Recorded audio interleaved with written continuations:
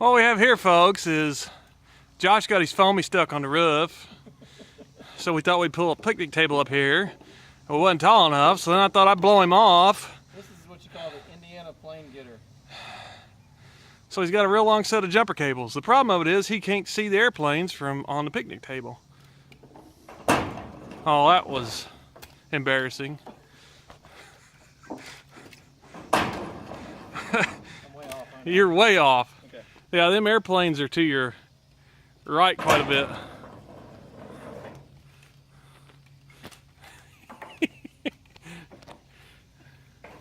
Oh, there you go.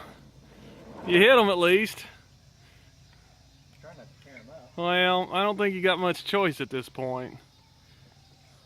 It's $25 worth of foam, man.